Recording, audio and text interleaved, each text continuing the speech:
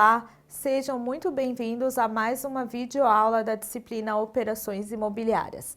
Nesta aula, estudaremos sobre a avaliação do imóvel, sua importância e imprescindibilidade na maioria das operações imobiliárias, bem como os critérios técnicos que balizam o profissional avaliador de imóveis estabelecidos na ANBR 14.653. Falaremos ainda sobre as exigências para ser um avaliador de imóveis, registro no CNAE e requisitos mínimos exigidos para a apresentação do laudo de avaliação, o PITAM, parecer técnico de avaliação mercadológica. Eu sou a professora Thaís de Melo Giaimo e vou acompanhá-los nesta aula de operações imobiliárias. Vamos lá? Avaliação de imóveis. Vamos iniciar conversando um pouquinho sobre a importância da avaliação de imóveis e a necessidade de se ter uma avaliação de imóveis na maioria das operações imobiliárias.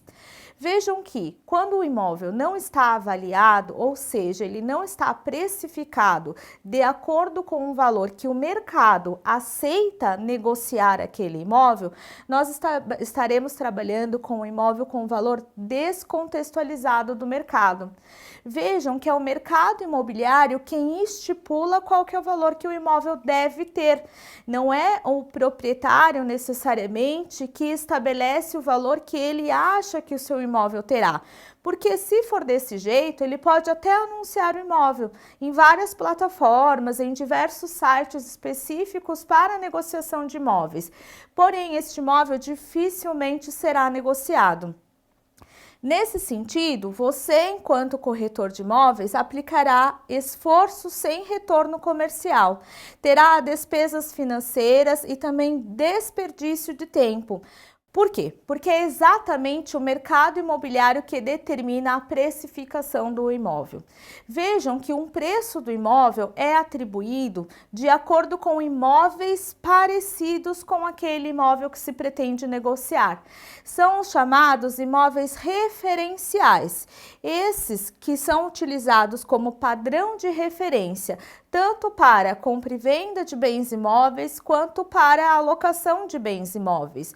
Ou seja, para toda operação imobiliária, via de regra, precisaremos realizar a avaliação do imóvel. Quando vocês se empenham, na verdade, na tentativa de operacionalizar no mercado imobiliário um imóvel com um valor muito além do valor do mercado ou muito abaixo do valor de mercado, vocês encontrarão dificuldade de fechamento no negócio.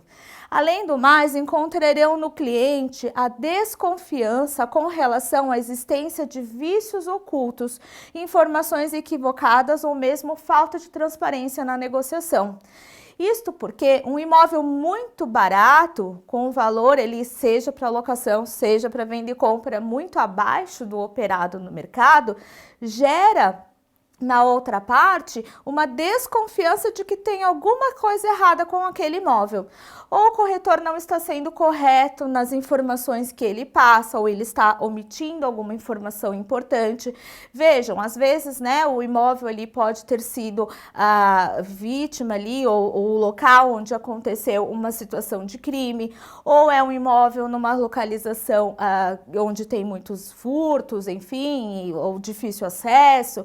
Então, essas informações podem parecer que, e elas diminuem o valor de mercado do imóvel, mas pode parecer que o corretor ele não informou por que o imóvel está com aquele valor tão baixo. Ou tem erro de documentação faltante, documentação equivocada, ou alguma outra situação que faz com que aquele preço de imóvel esteja muito abaixo e aí o cliente ele não compra, o cliente não aluga esse imóvel porque ele fica com um pé atrás.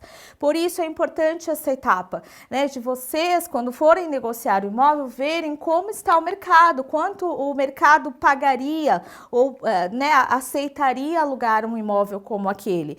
E daí vocês têm certeza ali de que o valor de mercado do imóvel é aquele dentro do qual vocês se proporão a trabalhar. O procedimento de avaliação de imóvel, como nós falamos, é regulamentado pela ANBR 14.653. Nesta norma, existem os procedimentos gerais para avaliação de imóveis, bem como ela tem dois itens específicos que são de especial importância para o corretor de imóveis, sendo o primeiro deles o que trata da avaliação de bens imóveis urbanos, e o segundo deles, a avaliação de bens imóveis rurais e os seus componentes, porque os componentes agrícolas, os equipamentos agrícolas, dentro dos imóveis rurais, as benfeitorias, também são objeto de avaliação e também influenciam, portanto, na precificação do imóvel. Sobre os requisitos para se ser um avaliador de imóveis, nós temos dois requisitos cumulativos, ou seja, a existência de um não dispensa também a existência de outro, que são os dois registros. O primeiro deles é o registro no CRESSE, só pode ser avaliador de imóveis ou corretor avaliador de imóveis, aquele corretor em dia com o CRESSE, o corretor devidamente registrado e em situação regular perante o CRESSE da circunscrição de vocês. O segundo requisito é efetivar o registro no Cadastro Nacional de Avaliador de Imóveis, que é o CNAE. Então, de posse desses dois registros, o CRESSE mais o CNAE, é possível se ali exercer a função de corretor avaliador de imóveis. Sobre o corretor avaliador de imóveis, existem ali alguns passos que devem ser seguidos em toda e qualquer avaliação de imóveis. O primeiro deles é exatamente a requisição e conhecimento da documentação. Então, quando estiverem diante de um imóvel que irão avaliar, primeiro passo, solicitem ali a documentação atinente ao imóvel, aos proprietários daquele imóvel e também tenham conhecimento para avaliar esta documentação, entender o que é uma matrícula atualizada, qual que é a diferença da matrícula para uma escritura pública, enfim, então requerer e conhecer também sobre a documentação. Segundo passo, a visita técnica ao imóvel. Então, é importantíssimo que o corretor vá até o imóvel e proceda a este ato de realizar a visita técnica no imóvel. Então, nessa visita, o corretor terá ali um local para fazer os seus apontamentos, não sei se preferirem escrever ou levar ali um notebook e fazer as anotações de vocês, do que viram, do estado em que estão as coisas, fotografar acabamentos, fotografar como o imóvel se encontra, especialmente no que se refere, por exemplo, ao estado de conservação do imóvel. Então, essas informações são importantíssimas para ali a existência de uma correta avaliação de imóveis. Próximo passo seria exatamente o que nós falamos um pouquinho lá atrás, procurar imóveis referenciais. Vejam, o valor de imóvel do mercado depende de imóveis parecidos naquela região, mais ou menos com a mesma tipologia, com o mesmo tempo ali de construção ou parecido estado de conservação. Então, vejam, não dá para nós precificarmos um imóvel de 2 quartos utilizando como referência ou como imóvel referencial um imóvel de 4 quartos. E, aqui apenas um exemplo. Vocês precisam ali buscar pelo menos 3 imóveis referenciais mais ou menos naquela, formatação, naquela tipologia do imóvel que vocês estão avaliando. Após terem esses imóveis referenciais, que é muito interessante que sejam no mesmo bairro, mais ou menos, na mesma vizinhança, mesma proximidade, então serão imóveis que são atendidos pela mesma infraestrutura de bairro, mesma área comercial, mesmo tipo de deslocamento e transportes urbanos. Então, enfim, imóveis parecidos, esses sim podem ser usados como referência. Esses imóveis também podem estar à venda, então vocês utilizarão ali o preço do anúncio como referência, ou pode ser imóveis que tenham sido recentemente comercializados. Vejam que a informação de que por qual valor, na verdade, aquele imóvel foi vendido é uma referência fundamental para vocês, né? Porque sabem ali, como nós falamos também já um pouquinho lá atrás, sabem o valor que o mercado topou pagar por aquele imóvel. E é mais ou menos esse o pensamento que o avaliador de imóveis tem.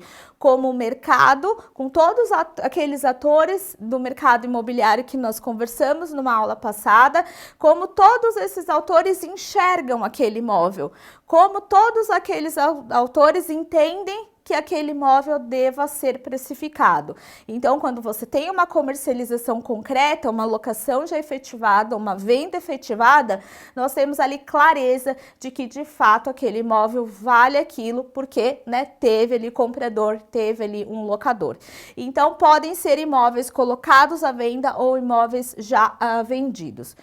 Que mais? Após esse passo, nós temos ali a aplicação da metodologia. Qual que é a metodologia de avaliação de imóveis que o corretor avaliador utiliza nos seus laudos? É o método comparativo direto de dados de mercado. Esse método comparativo direto de dados do mercado, porque usa ali os imóveis referenciais, ele tem ali as etapas de aplicação das técnicas de homogeneização e também a adequação de valores. Ou seja, após a passagem por esta etapa, o corretor de imóveis saberá exatamente qual o valor do metro quadrado que aquele imóvel deve ter, né? Ou deve, claro, com uma margem de erro de 5% a mais, 5% a menos, mas qual é mais ou menos o valor que aquele imóvel tem no mercado. Último passo, a elaboração do PITAM. Então, com todas essas informações consolidadas, fotos da visita técnica, documentação do imóvel em mãos, as menções ali com referência aos imóveis referenciais, o cálculo com a utilização do método comparativo de dados, compilam todas essas informações lá no parecer técnico de avaliação mercadológica. Esse parecer técnico de avaliação mercadológica tem alguns itens que são obrigatórios, ou seja, não existe parecer técnico PITAM, né, de avaliação mercadológica, se estiverem ausentes alguns desses itens aqui que nós vamos falar agora. Primeiro deles é a capa com a identificação do solicitante do trabalho, então quem foi que requereu a realização daquela avaliação mercadológica. Além disso, o objetivo da avaliação de imóveis pode ser para compra e venda, como nós falamos, mas tem uma outra prática muito comum no mercado que exige demais assim, a avaliação de imóveis, que é a realização de financiamento imobiliário. Os bancos, né, as instituições de financiamento exigem que para a verificação do potencial aquisitivo do cliente, do potencial de compra do cliente, seja confirmado o valor do imóvel. Então, né, também para essas situações é necessária a avaliação do imóvel. Além disso, a identificação e caracterização do bem avaliado, que é o imóvel que nós estamos falando. Então, a foto, né, foto ali lateral, foto das áreas internas, foto dos cômodos, né, tudo com a menção ali do que se trata, qual cômodo se refere, qual a metragem e qual, através da foto, o estado de conservação que aquele cômodo se encontra. Além disso, pressupostos e condições limitantes da avaliação. Ou seja, se tem alguma área do terreno que vocês não conseguiram acessar ou algum cômodo que não foi possível obter o acesso, tem que discriminar que houve essa limitação no momento da avaliação, que não foi possível realizar aquela etapa, aquele processo, aquele procedimento por conta de, e fazem ali no laudo a justificativa. Ok? Além disso, é importantíssima a existência de dados e informações efetivamente utilizadas. Memória de cálculo, então como vocês balizaram quais os 3 imóveis referenciais, qual o passo a passo da descoberta do metro quadrado de cada um desses imóveis, como aplicou a fórmula de cálculo, enfim, né, essa evolução, essa memória de cálculo precisa ter no laudo. Além disso, indicação dos métodos utilizados com a justificativa da escolha. O método que nós usamos é o comparativo direto de dados no mercado, é o mais comum e é o que a norma brasileira regulamenta para utilização como metodologia. Além disso, especificação da avaliação, alguma situação específica, algum outro detalhe ali que seja importante acrescentar. Resultado da avaliação e sua data de referência. Veja, o resultado já é a conclusão do laudo. Quanto vale aquele imóvel e para qual momento aquele imóvel está sendo avaliado naquele valor. Então, tem que colocar ali a data do laudo. Claro que, né, um imóvel avaliado hoje não vai ter o mesmo preço de uma avaliação de um ano atrás e também não terá o mesmo preço de uma avaliação que será feita daqui a 6 meses. Pode ser que confirme, mas o mercado ele é bastante, né, dinâmico, as relações são bastante rápidas, enfim, então é possível que os preços evoluam ou involuam e isso a gente tem que acompanhar. Além disso, a qualificação legal completa e a assinatura do responsável técnico pela avaliação. Então, quem avaliou aquele imóvel? Né, o corretor tal, com o Cresce tal, inscrito no CNAE tal, todos esses detalhes são imprescindíveis, além da assinatura do avaliador. Por último, local e data da elaboração do laudo, claro, né, reforçando a ideia de que o mercado é dinâmico e que os preços podem variar de acordo com o passar do tempo. Bom, pessoal, trouxe uma sugestão de podcast para vocês, é de um perito avaliador do corretor de imóveis Ricardo Caires dos Santos. Então é um podcast onde ele trata exatamente esse aspecto. Nós falamos tanto de avaliador de imóveis e o avaliador de imóveis ele pode trabalhar como prestador de serviços particulares de avaliação de imóveis, por exemplo, para imobiliárias, por exemplo, para as instituições financeiras, como nós falamos, para pessoas físicas que queiram contratar aquele serviço, então de maneira particular, porém o corretor de imóveis também pode ser perito avaliador, ele pode se inscrever em órgãos da justiça, em prefeituras ali locais, né, enfim, e junto a repartições públicas, para prestar esse serviço como perito avaliador, perito judicial, perito extrajudicial.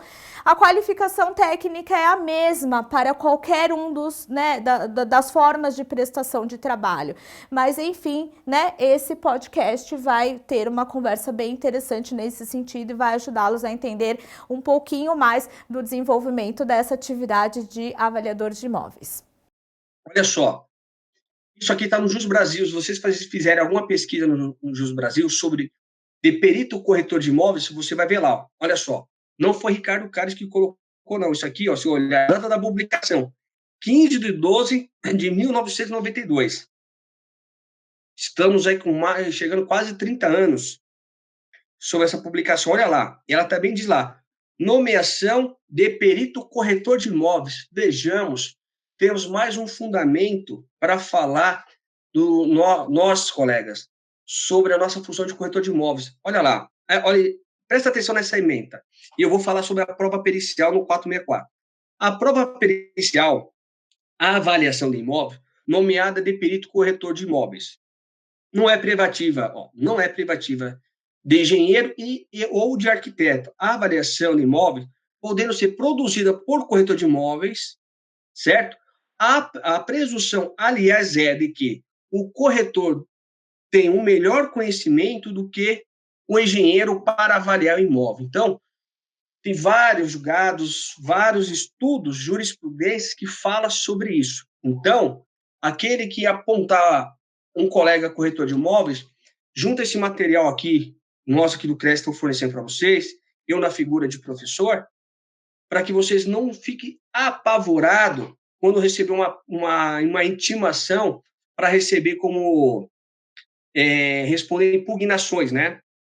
Porque eu já estou falando para os peritos que atuam na esfera judicial e desesperam. E vocês que vão começar a atuar, estão com medo de atuar, estou passando aqui inúmeras informações que respaldam os senhores, as senhoras, que pode atuar tranquilamente na figura de perito, tendo a sua credencial de corretor de imóveis, tá? Então, aqui é mais um trabalho, é mais um estudo que ajudará você na vida de perito, ou judicial ou assistente técnico. Vamos lá. Aqui é É o artigo 464, anote aí. Código de Processo Civil, CPC. Código de Processo Civil. Depois pesquisam lá.